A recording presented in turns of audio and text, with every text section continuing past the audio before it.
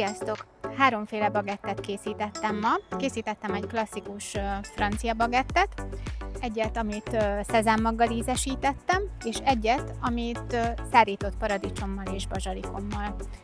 Hogyha szeretnétek megtanulni, hogy hogyan tudtok ilyet otthon készíteni, akkor gyertek el a kurzusomra, június 14-én lesz 9 órakor itt Oszlóban. A bagettek mellett rétest is fogunk készíteni, különböző ízesítésben. Lesz túrós rétes, almás rétes és mákos rétes is.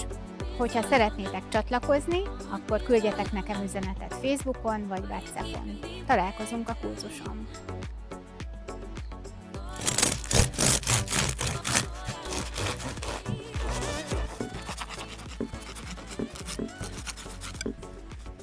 A bagettek kívül ropogósak és belül puhák.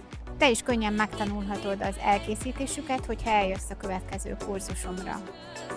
És a következő videóban pedig meg fogom mutatni, hogy milyen réteseket készítünk a kurzuson. Találkozunk június 14-én.